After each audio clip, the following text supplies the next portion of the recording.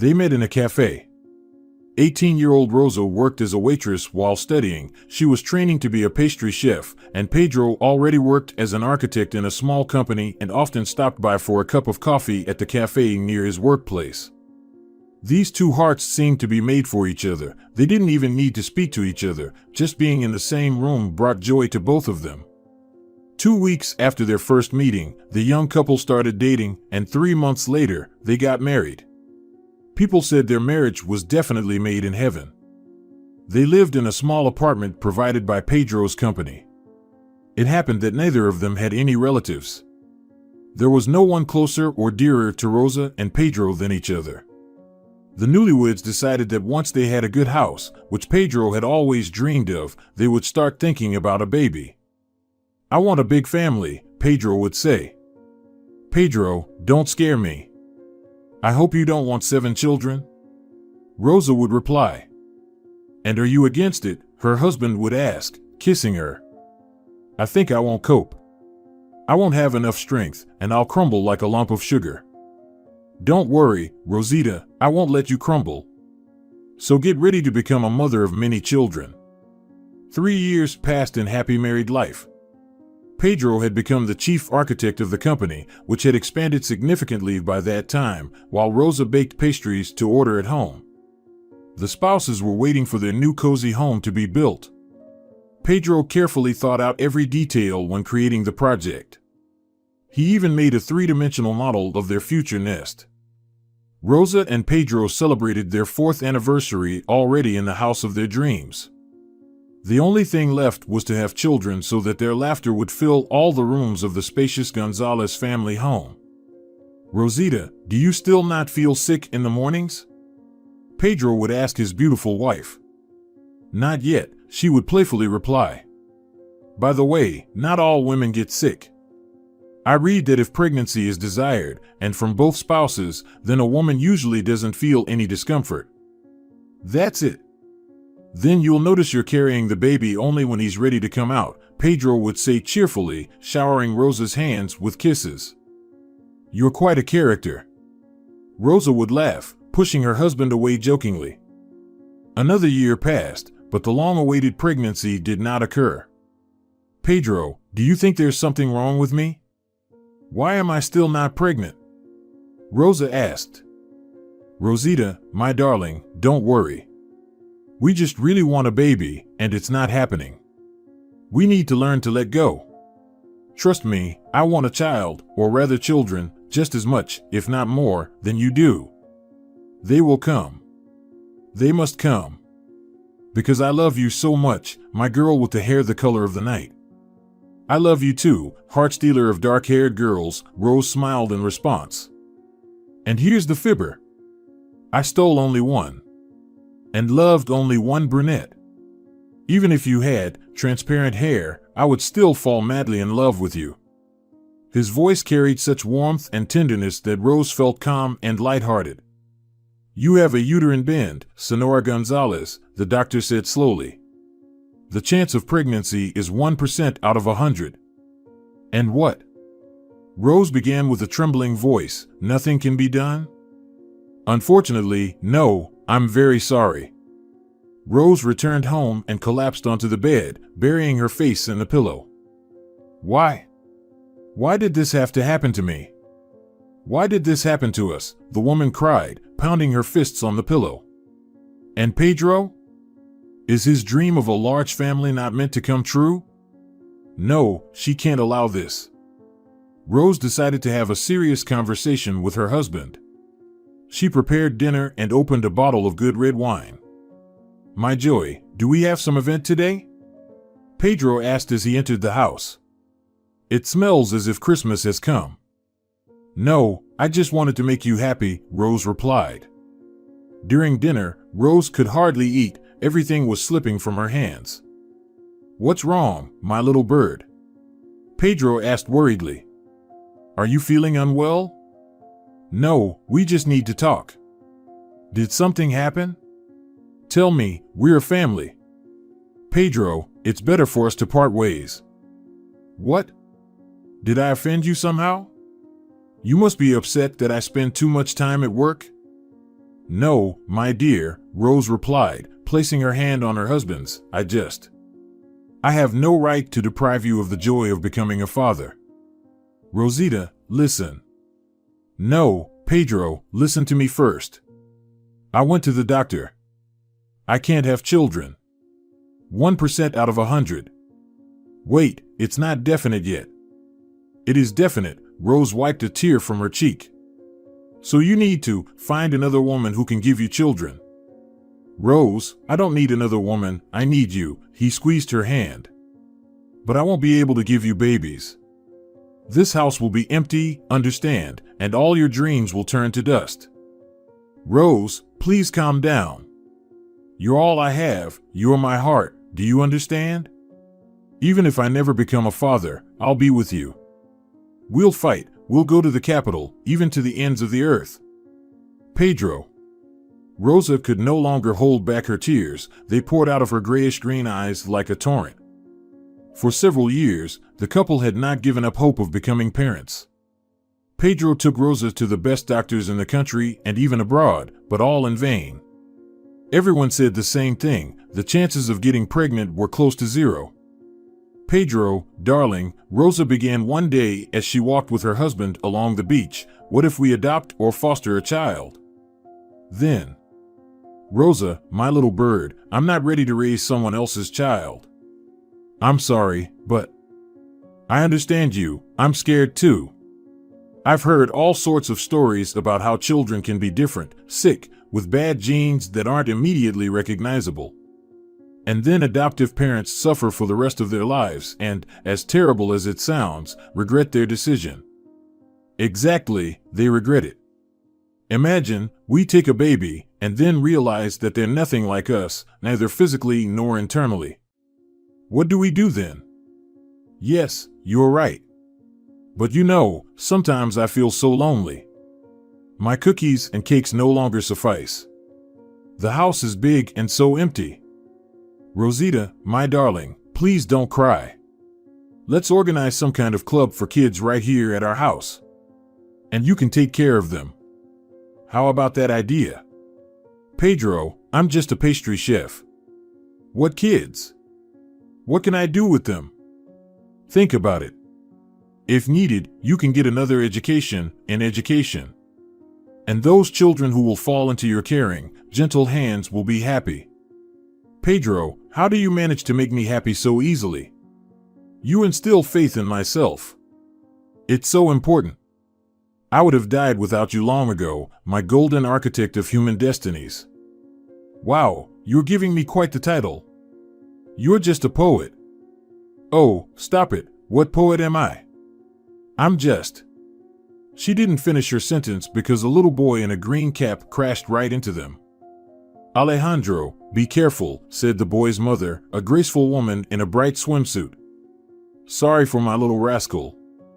It's okay, everything's fine, replied Rosa. That night, Rosa couldn't fall asleep. She was thinking about her husband's words. What if she really taught the kids something? Then the house wouldn't be so empty and cold. But what to teach? Rosa used to love embroidery and crochet. Yes, she could spend hours crafting. School friends were amazed by her diligence and precision. It's decided she would teach the children embroidery and crochet. She just needed to remember everything and practice a little. After this thought, the young woman immediately fell asleep. I'm going to teach the children, Pedro, Rosa said with a smile at breakfast. That's great, my little bird. What will you teach them? How to become as sweet as you. Pedro. I'm serious. You're always joking. Remember, I used to embroider and crochet before, and then somehow I stopped? I remember, you still haven't finished my portrait, shameless one, he winked at his wife. I'll finish it, my dear, I promise. So, I'm planning to teach these kids. Do you think I'll succeed? Of course. All the children in the neighborhood will come running. The house will buzz like a beehive. May the Lord hear your words. Rosa said dreamily, pressing her hands to her chest. Rosa Gonzalez had changed beyond recognition. She embarked on a vigorous self-education campaign, recalling all the things her old grandmother had taught her in childhood. She began buying books and magazines with craft patterns and expert advice. Before long, Rosa had her first pupils. They eagerly came 2 or 3 times a week to learn handicrafts with their kind and sensitive teacher. The house really buzzed, just as Pedro had promised. Rosa was happy. She was needed by these girls. She knew how to delight them and surprise them. The woman, so lonely and distressed about not being able to become a mother, blossomed, became more beautiful, as if she were 18 again and had just met her Pedro. Several years passed. Rosa somehow unnoticed turned 30. It happened the day after her birthday. Rosa was waiting for her husband to come home from work as usual. Her students had already left. Suddenly, there was a knock on the door. Strange, thought Rosa, Pedro always opens the door himself. Pedrito, is that you? The woman called through the door. It's me, my little bird, open up quickly. What's wrong, dear? Rosa stared at the bundle her husband held in one hand, while clutching his precious black leather briefcase in the other. Rosita, Pedro, is this a doll? Where did you get it? Why? You see, my little bird. And then suddenly the bundle began to move and squeak. Automatically, Rosa took the squeaking bundle from her husband. Pedro, it's a baby. Whose is it? I don't know, my joy, he replied calmly. I found her by the roadside, lying in a rickety basket, right under a bush. I couldn't just walk past. Oh my God. This is a heaven-sent gift. Pedro, why did you say she was lying? Look at this little face. It's clearly a girl. She even looks like you. Yes, such a lovely face, Rosa said tenderly, gazing at the baby's face. She's my girl, my daughter, I won't give her to anyone. So Pedro and his beloved wife became parents. Monica grew up to be a lovely girl. Everyone around said she resembled Rosa a lot. No one even suspected they weren't blood related. Mama, do you love me? Little Monica asked as Rosa tucked her into bed. Of course, I love you, my little flower. More than anything in the world. And what about Dad? And Dad? I don't have anyone dearer and closer to me than you two. Sleep, my little one. Will you teach me to knit and embroider like you teach the girls who come to our house? The girl continued, holding her mother's hand. I will, my sunshine, I will definitely teach you. But for now, close your eyes. Are we going to the sea tomorrow? The daughter asked again. Monica, it's already late, you need to sleep. But yes, tomorrow we will definitely go to the sea, Rose said, kissing her on the cheek tenderly. Monica was a curious and kind girl. She dreamed of becoming a teacher for elementary school children. She always had many friends. The house was constantly filled with cheerful children's voices, and Rose never felt lonely or unneeded for a moment. Pedro was delighted. He adored his daughter and spent all his free time with her and his wife. It was a real, friendly, and happy family. Pedro's dream of a large family did not come true, but he had the hearts of his beloved girls. Monica did not abandon her childhood dream of becoming a teacher and entered a pedagogical college. She was the best student in her class. Everything came easy to her, and ideas poured out of this energetic girl like lava from a volcano. Monica graduated from college with honors and immediately started working at a school. Sweetie, why do you want to go to a regular school? Pedro asked one day. Dad, what do you mean by regular school? I could arrange for you to go to a private, elite one. But I don't want anyone to arrange anything for me, Daddy. I want to achieve everything on my own. And besides, I want to work with children from ordinary families. Monica, I have nothing against ordinary, as you say, people, but you're such a great specialist. You deserve more. No, Dad. I want these kids from poor families to become smart, believe in themselves, and achieve a lot in their lives. All right, my butterfly, I understand. You're a teacher sent from above. Soon after starting her job, Monica met a guy she fell head over heels in love with. His name was Antonio. He was handsome and always joking. The girl couldn't spend a day without him. They walked along the seashore and talked about books, different parts of the world they wanted to visit. They were very young, and life stretched out before them like a long road to the horizon. Monica, honey, Rose started a conversation with her daughter one day. You should be careful with your boyfriend, with Antonio. Mom, what's wrong? I love him. Is that bad? No, sweetheart, it's not bad. I just worry about you very much. I feel like you take your relationship too seriously, while he seems somewhat frivolous. Mom, Antonio is really nice. I believe you, my little flower, but I just don't want you to get hurt. Mommy, everything will be fine.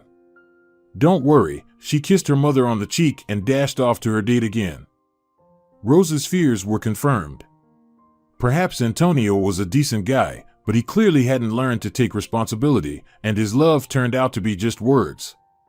The school children began their summer vacation, and Monica only worked a few hours a day. The rest of the time, she spent at her boyfriend's studio. Antonio called himself an artist, but it seemed he hadn't created anything worthwhile yet. One day, returning from her friend's place, Rose found Monica in the living room. She seemed upset about something. Monica, my girl. Rose began and paused. The woman's gaze fell on the coffee table in front of the couch where her daughter sat. There lay a pregnancy test. A red cross spoke volumes without words. Mom, don't worry, please, Monica started nervously, clutching a book in her hands. Have you told Antonio yet? Rose asked calmly. Not yet. Then go ahead, text him and send a photo of the test. Do you think that's the right way to do it, rather than telling him in person? Yes, I think so. Men, you know. They need some preparation to grasp the situation. Mommy, I thought you'd be beside yourself with this news, but you're smiling. You're the best mom in the world. Why should I be beside myself? It's time for me to become a grandmother, otherwise, I won't have the strength for grandchildren later. I'll become too old. She sat down beside Monica and hugged her, stroking her daughter's hair. Mom, you'll be the youngest and most beautiful grandmother in all of Spain, placing her head on her mother's shoulder, Monica said. Let's just send Antonio the photo already, Rose said with childish excitement. Do you think he'll be happy? The girl pondered. I think so, yes. He's an artist, sensitive by nature. There was no response from the future father. He hadn't been online since morning. Mom, I'm worried. Maybe it's better to go to his studio and talk. Okay, darling, just be careful, Rose hugged her daughter. Okay, I'll be back soon. Stay in touch. Monica nodded, slipped her phone into the pocket of her light beige trousers, and dashed out of the house. The girl returned half an hour later. So, did you talk? Rose greeted Monica, standing by the flower bed right next to the house. No. His studio is closed, and the person who sells books in the same building said he packed up and left around 9 in the morning. Did he say anything about a trip? No, he didn't say anything at all. Call him.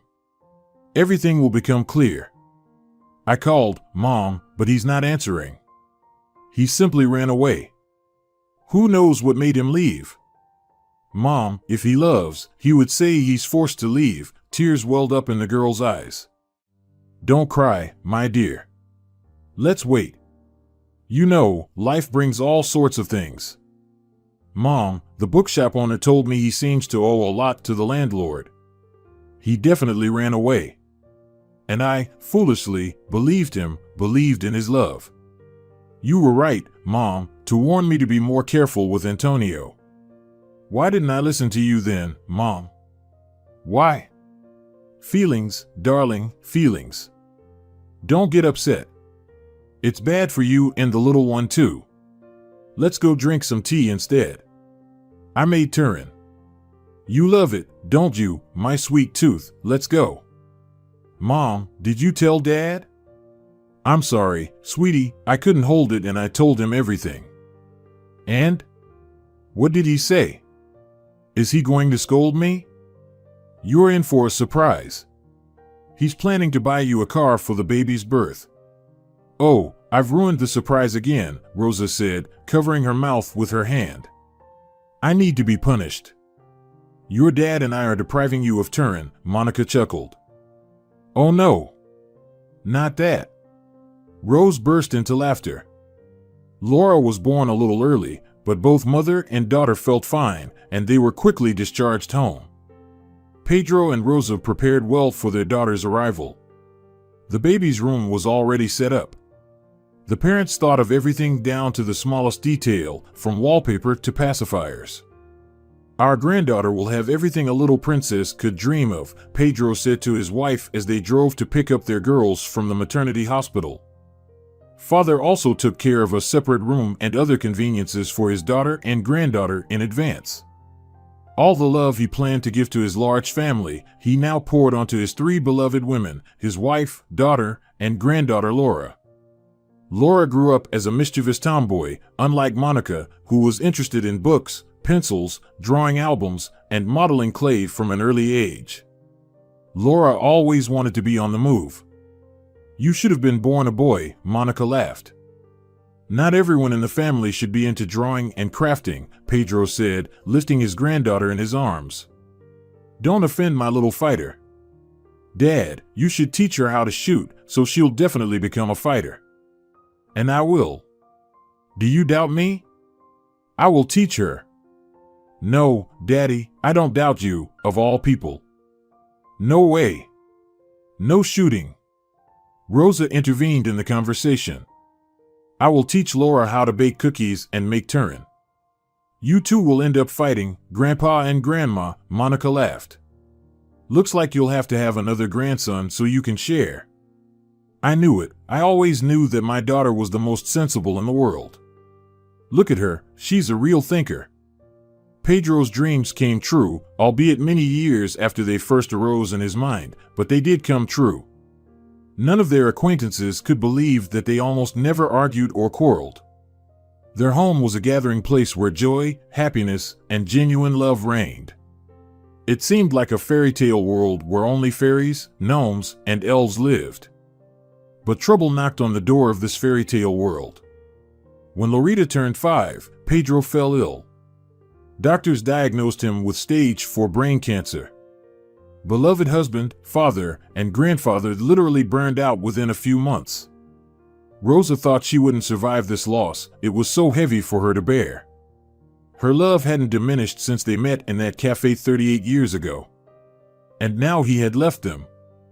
No one would ever call Rosa a little bird again, or Monica a butterfly. No one would play with mischievous Lorita or teach her how to shoot. No one would create some fantastic building project anymore. Only memories would remain, only the warmth in the heart they invoked and the bitterness of loss. Sweetheart, I can't live in this house anymore, one evening, when Lorita was already asleep, Rosa said quietly. I think we need to sell the house and buy something smaller. Whatever you say, Mom. To be honest, it's hard for me to stay here too. Everything reminds me of Dad, of his jokes, she sniffled. You're right, we need to sell this house when it's possible. And so the mother and daughter did. They sold the large house, lovingly designed for them, and moved to a modest cottage almost right on the coast. The sea carried away sadness and instilled hope for the better. It became a little easier. The house smelled of cookies again, students started coming to Rosa's again. Monica still worked at the school. It seemed like everything was slowly getting back on track, but Rosa was yet to face another trial, a terrible trial. There were no signs of trouble.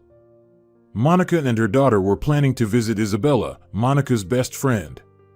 She lived quite far from them, so they were going for a few days. Maybe you won't go?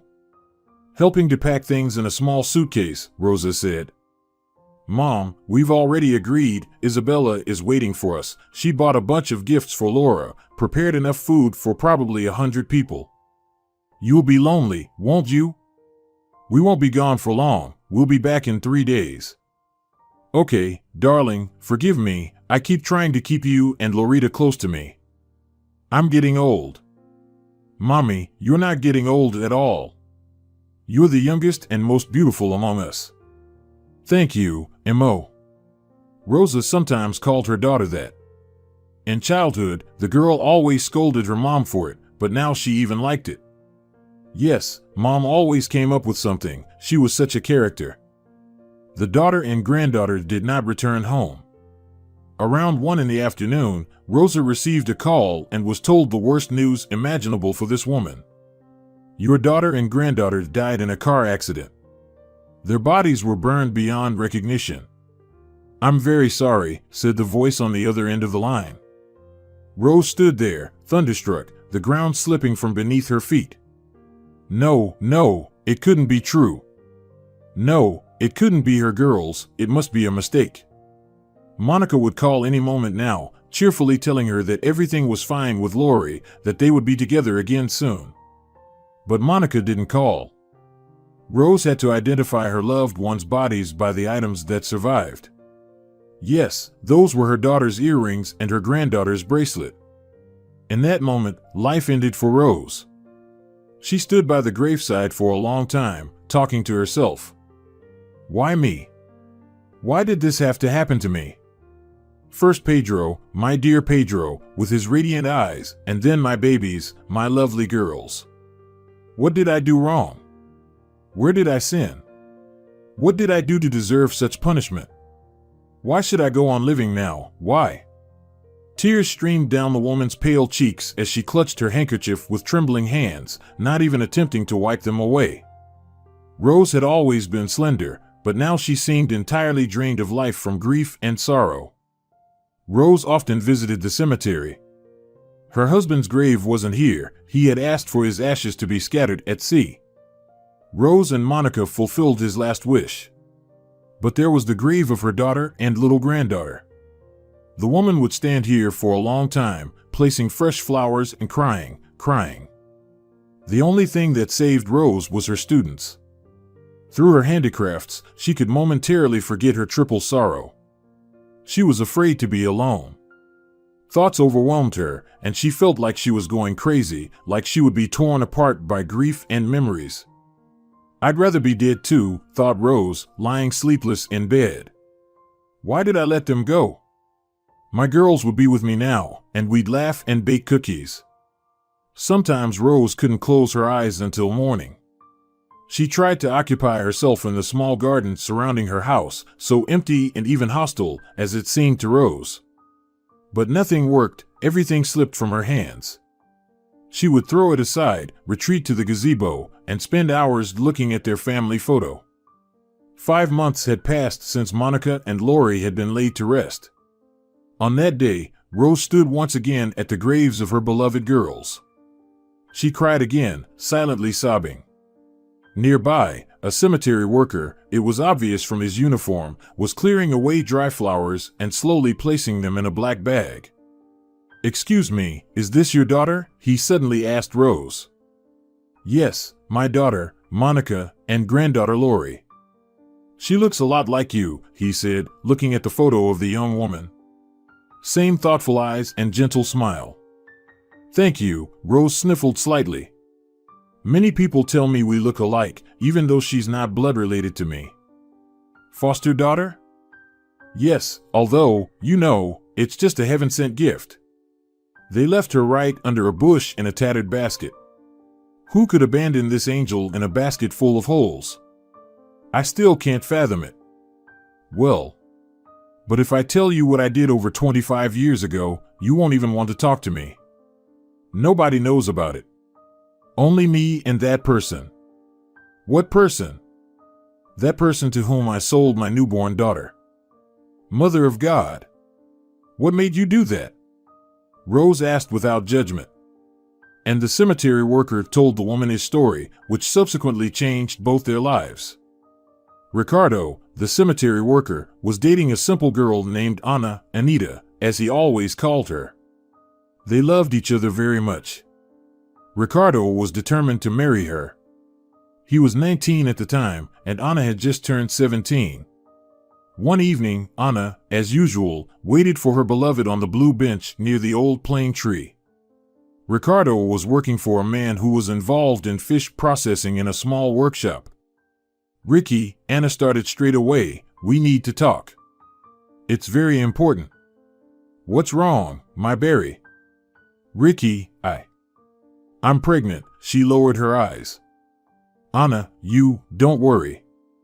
We'll handle this together. I work. Let's move in together. I only have an old grandmother whom I can't leave. She loves you, she's just very weak." "Are you serious?" "Of course, I'm serious, silly. My father will kill me if he finds out. No, we'll get married and raise our baby." Anna threw herself into her beloved's arms and burst into tears. He stroked her curly hair and whispered words of love to her. Anna moved in with Ricardo. Her parents stopped communicating with her, their daughter didn't meet their expectations and went down the wrong path. The guy worked, and his beloved took care of the household and his sick grandmother. Soon the grandmother passed away, and Ricardo and Anna were left alone. They were waiting for the baby to arrive. Anna didn't go to the clinic. She was afraid that her underage status would be revealed, and Ricky would have problems with the police. In the apartment opposite where Anna and Ricardo lived, there was a woman who had worked as a midwife many years ago. She sometimes checked on the girl's condition and promised to help if anything was needed. Anna was grateful to her and offered her help in return. Labor began unexpectedly and very quickly. Ricardo ran to the neighbor. "Dona Rita, please, open up." He knocked on the door opposite his apartment. Coming," was heard from behind the door, somewhere deep in the little apartment. "Dona Rita, please, Anna.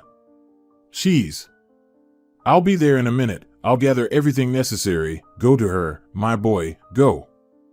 Anita was fading before their eyes. She had expended her last strength to help her daughter come into the world, while she herself was fading away. "We need to call an ambulance," Rita quickly said. "Hurry, go, make the call." "Ricky, I love you so much," the girl whispered almost soundlessly. Ricardo rushed to her side and grabbed her hand. "Anita, my sunshine, everything will be all right. I'll call the ambulance right now." "I love you," she repeated, "and our little girl." Her hand hung lifelessly, her gaze fixed. "No!" Ricardo cried, holding his beloved's hand to his face. "Don't leave, don't abandon me." Rita touched his shoulder gently. She's no longer in this world, my boy," she said, slowly closing the girl's eyes with her hand. What was he to do? What? How could he raise the baby alone, with no one to rely on, and he needed to work? Ricardo walked with the little girl in his arms, not knowing where to go. He sat on a large rock by the roadside and sat there, perhaps for half an hour. "Why so glum, buddy?" a well-dressed man asked cheerfully. "Anita, my girl, died, couldn't handle childbirth." Ricardo began to explain haltingly. "I don't know what to do. We have no one. Listen, kid, I can help you. Give the child to me. My wife and I will be good parents to her." "Why do you want someone else's child?" he asked, surprised. "My wife can't have children, and we've been dreaming of a baby." "What can you give her? How will you feed her?" "I'll pay you, and no one will ever know what happened here, I promise." Ricardo glanced at his child and handed her to the man. He didn't even ask for his name, just noticed that the man's eyes were literally glowing with kindness. He took the baby with one hand and handed him a thick bundle of money with the other. "Be happy, brother," the man said and quickly walked away. Ricardo stood bewildered by the roadside, then he put the money in his jacket pocket and headed in the opposite direction. He still had to bid farewell to his beloved Anita. "Every day I asked forgiveness from my daughter, and from her mother too." "And you know nothing about her?" Rosa asked sadly. "Nothing," the interlocutor quietly replied. "What's your name?" Rosa asked. Ricardo. And I'm Rosa. Very nice to meet you, Dona Rosa. And to me, Don Ricardo. With that, they parted ways. At home, Rosa recalled the story of the gravedigger. Why does it happen like this? The one who could give everything to a child and wanted it more than anything, God didn't give the opportunity to be a mother, and this little one's mother was taken away right after birth. It's so unfair, Rosa thought, sitting in the gazebo in the middle of her garden, which had fallen into complete neglect. The woman couldn't find an answer. A week later, Rosa headed back to the cemetery. She was about to leave when she suddenly noticed Ricardo. "Hello, Dona Rosa," he greeted her. "Hello, Don Ricardo." "How are you?" she replied. "How can a confirmed bachelor be doing?" The man sadly smiled. "Don Ricardo, could you tidy up my garden? I will pay you well for it." "Why not help a good person?" "I can help. I have tomorrow off, and as you understand, no plans, except for a little laundry," he said. "Oh, that's wonderful. Then, how about around 11? "I'll write down the address and phone number now," she said, pulling out a notebook from her leather bag, scribbling something in it with a silver pen, quickly tearing out the sheet and handing it to her companion. He tucked the sheet into the breast pocket of his work jacket and promised not to be late. The next day, at the appointed hour, Ricardo stood outside Rosa's house. "Hello, Don Ricardo. Glad to see you," she opened the door and said. "Would you like some tea?" "Hello, Dona Rosa. Let's deal with your garden first, and then we can have tea," he smiled. "You have a very beautiful house, and a lovely garden too." "Thank you. We used to have a huge house. My husband designed it himself, and then, after his death, my daughter and I sold that house to get rid of painful memories and bought this little house for the two of us. But now, I'll have to live here alone," Rosa concluded sadly. "Well, let's go. I'll show you where the necessary tools are kept." 2 hours later, the garden was unrecognizable. "You've done a great job." "Thank you," Rosa almost cheerfully said. They drank tea in the gazebo, which resembled a lace tent. "Do you bake these cookies yourself?" Ricardo asked. "I used to. My girls and I used to bake them.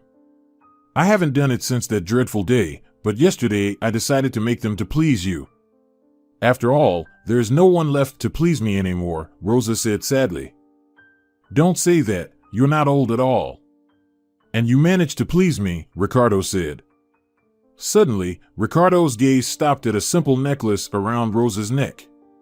It was a round wooden pendant adorned with carving. Something stirred in him, and his heart suddenly raced. "Dona Rosa, where did you get this necklace?" he asked. "This?" She pointed to her pendant. "Yes, that. I found this pendant wrapped in swaddling clothes with my Monica. There's an engraving on it. The letter A. Probably someone's name started with this letter. After the death of my girls, I started wearing it constantly, as if they were always with me." Ricardo suddenly turned pale. He remained silent and motionless. Only his large sad eyes blinked frequently. That's what people usually do when they want to hold back tears. "What's wrong with you?" Dona Rosa asked, alarmed. "It's her." The man struggled to say. "It's my daughter, your Monica. I sold her to your husband many years ago. This pendant I carved for my Anita." Ricardo covered his face with his hands and silently cried. Rosa began to sob. "What did you say?" Rosa suddenly remembered. "My husband bought our little girl from you?" "Yes, he handed me a thick bundle of money. Said it was for the funeral of my Anita, and even managed to set some aside for a rainy day. Ugh, I can't even bear to remember it. It makes me feel sick to my stomach. But back then, it seemed like the only way out. And Pedro told me he found our Monica under a bush in a rickety basket. It's so strange, he never lied to me." "Probably didn't want to upset you," Ricardo shrugged. "Yeah, what's the use of remembering all this now? My girl is gone anyway, or rather, my girls, my precious little ones, Rosa began wiping away tear after tear, which, like dewdrops on flower petals, rolled down her emaciated face.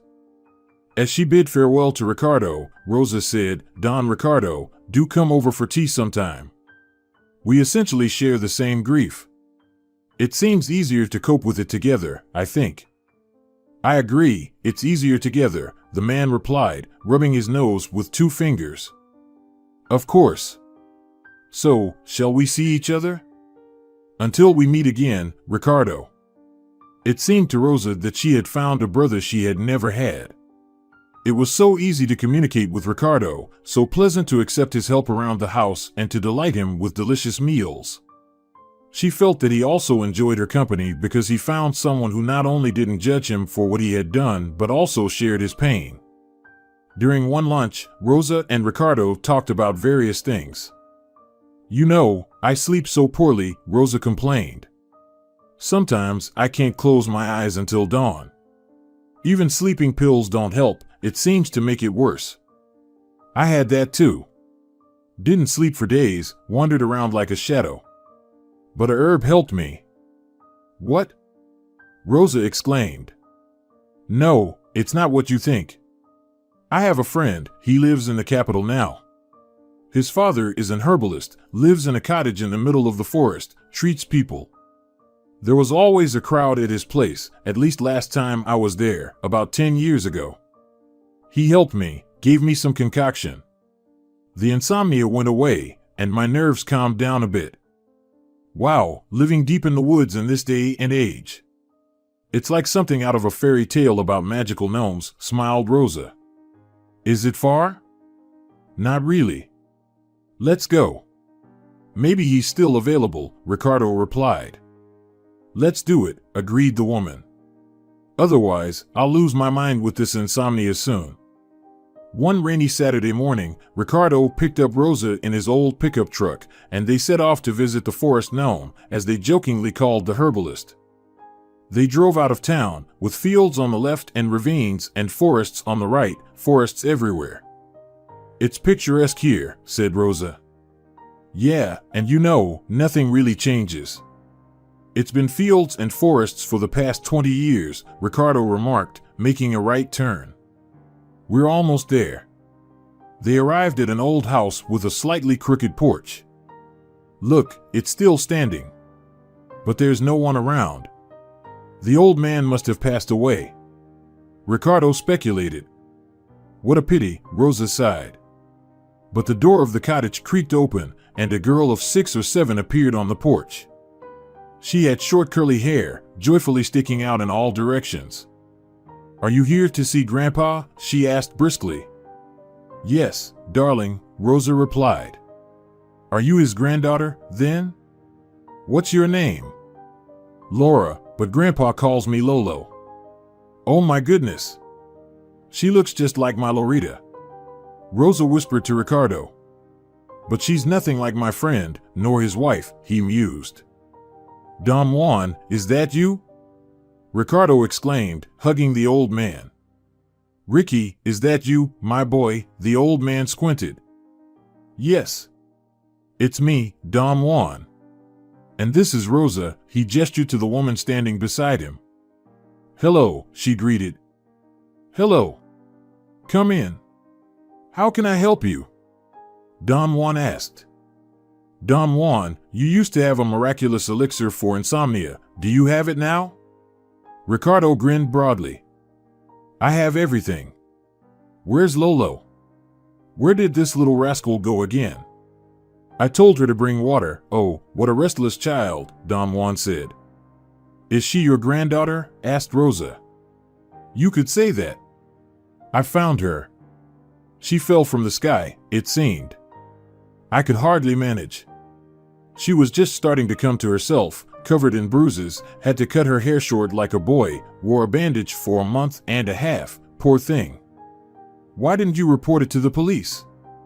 Rosa wondered. "They must be looking for her. She was weak, I didn't want to traumatize her further. I got attached to her, like my own." The door swung open, and Laura burst in with a pitcher of water. "Granny?"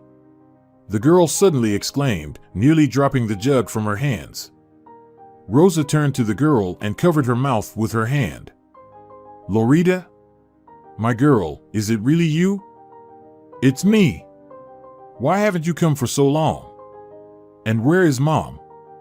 Tears welled up in her eyes as Rosa hugged the little one close. "Virgin Mary. She didn't finish her sentence." Ricardo and Don Juan watched silently, as if struck dumb. It couldn't be Loretta alive. But then who was the girl with her bracelet on her wrist? The three of them returned home together. Loretta chatted along the way, telling her grandmother everything she could remember. "We were driving with Mom along the road and suddenly we noticed a girl. She was probably about 6, like me. Mom stopped and asked her why she was all alone here. She was crying and saying she wouldn't live with that mean aunt anymore. We put her in our car. I gave her my favorite bracelet made of stone beads, the one my grandpa gave me. And then the car hit something and I flew down somewhere. And then I only remember a kind forest grandfather who smeared me with some ointments and gave me different bitter decoctions. I think that's what he called them. And then you arrived. My dear Lord, my little one, I thought you were already dead," Rosa said quietly. "And Mom? Mom died, right?" Laura asked somewhat maturely. Rosa nodded. She didn't want to lie to her granddaughter, but she couldn't find the strength to talk about Monica's death. "And who is this man driving?" Loretta asked. "This, little one, this is your grandfather." "How?" "My grandfather Pedro is already dead." "That's right, my joy, but this is another one of your grandfathers, Grandfather Ricardo." Loretta didn't ask anything else, dozing off on Granny's shoulder. Rosa and Ricardo didn't speak either. They knew for sure that a completely different life had begun. Now they had a reason to live. How fortunate it was that Ricardo approached Rosa at the cemetery and started that difficult conversation. If not for that conversation, perhaps they would have never found their Loretta, their one granddaughter for both, their precious heart. Dear viewers, if you enjoyed the story, please support the video by liking it and leaving a comment. Thank you very much.